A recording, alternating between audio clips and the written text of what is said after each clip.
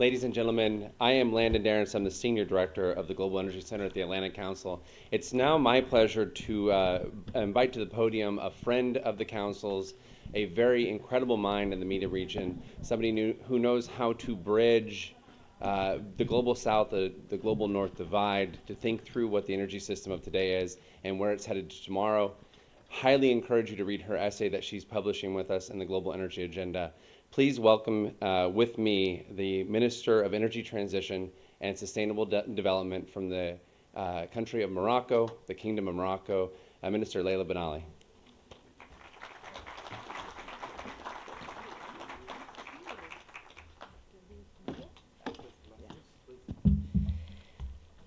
All right. Good evening, everyone. I was asked to provide a very brief overview of why we are all gathered here at COP28. I'm hoping you're having as much fun as I am, having back-to-back meetings and discussions and negotiations. And no, but more seriously, I think we knew that this COP is going to be a real COP of action and pragmatism, but also of inclusion. And as far as Morocco is concerned, we're also very pleased to have our King, His Majesty, the King and the President of the UAE signing in Abu Dhabi yesterday a strategic partnership to really set the stage for a new type of win-win investment partnerships between two emerging countries who know each other for many decades, but also understand the type of challenges that the world is facing today, and the fact that multilateralism that we created in the 20th century might not be fit for purpose to solve the 21st century challenges. So we are defining a new generation of strategic partnerships. Since I was asked also to talk about Morocco's energy transition, I'll just give you a few numbers. I mean, as you know, our strategy dates back to 2009 and is the same and stable, and it's reliant on a triangle where renewable energy is the first tip of the triangle. We wanted to reach 42% of installed capacity based on renewable by 2020. We had a few some months, some delays, but we reached that 42% last year. And our new target is to reach 52% of installed capacity before 2030. And we are very confident that we will reach that because first we learned the lessons of the first 40%. It was painful sometimes. It took some incentives and subsidies to be able to get there.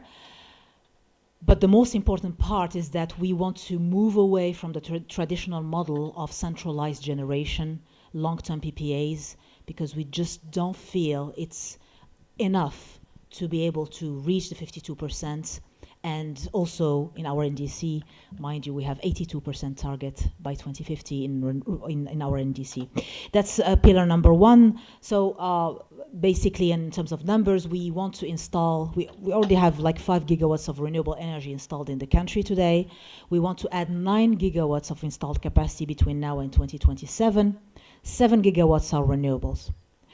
The rest is gas, because we need the gas, again, not only to cater for the intermittency of renewables, not only to move away from coal, but we also need gas and gas infrastructure to prepare for the new economy, the new hydrogen, the new green ammonia, the new methanol that we want to deploy and develop at scale.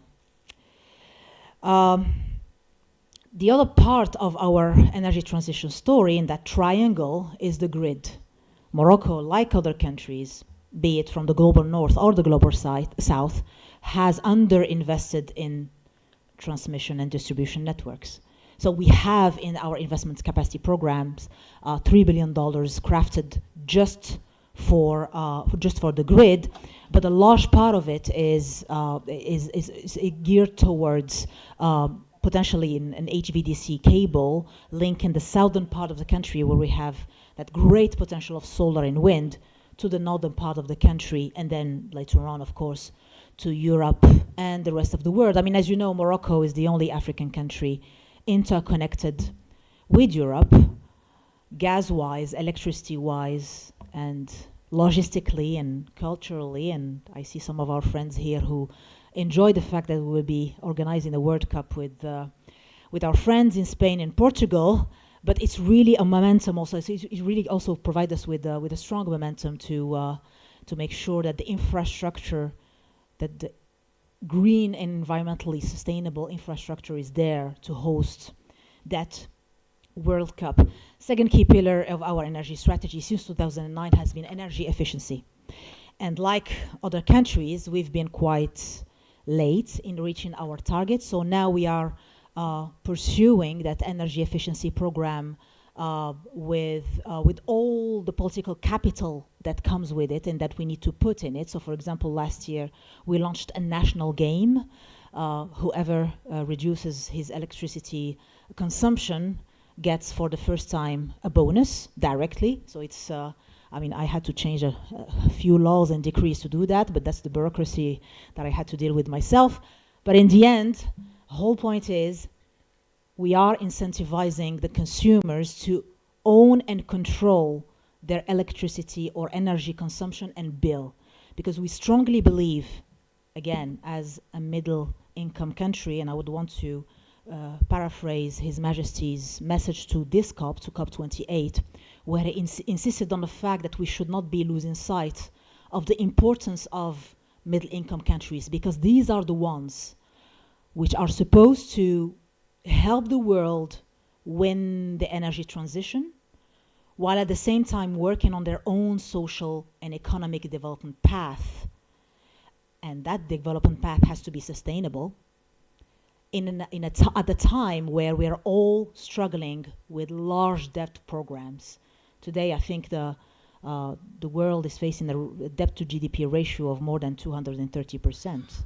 So all those issues are quite important for us, and we want to show that with a long-term and stable vision, with a very clear strategy, but agile and flexible strategy, we can win these energy transition challenges.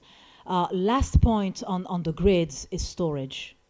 Again, we insist a lot on the importance of storage capacities and technologies, and we want to ensure that as we go forward, we do not have developers of storage technologies telling us, well, hey, we cannot really cater, or we cannot really manage climate risks because we don't know how our step or dam is going to evolve, is going to behave, or our molten salt storage is going to behave 20 years from now, 30 years from now, because temperatures are going to exceed 1.5 degrees Celsius. So that's another reason why we should keep that target alive, so to enable our bankers and our insurers to help us manage climate risk as well.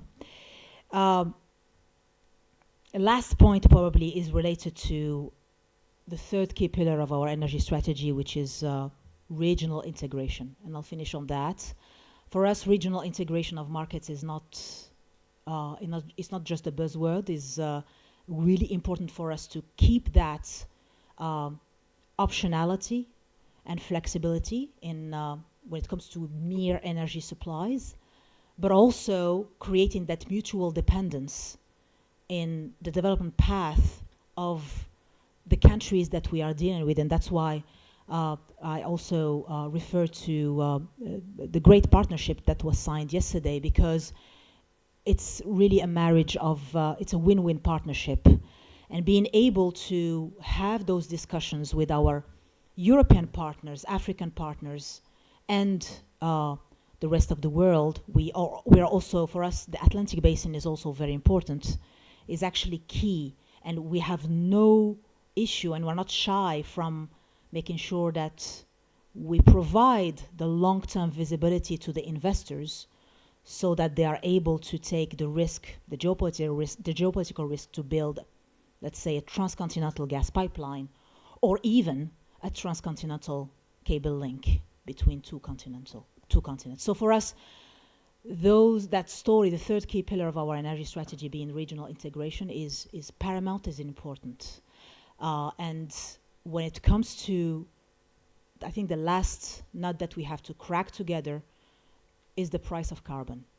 And as long as we cannot find a way to monetize efforts to decarbonize, we will not be able to accelerate this energy transition together. Thank you very much.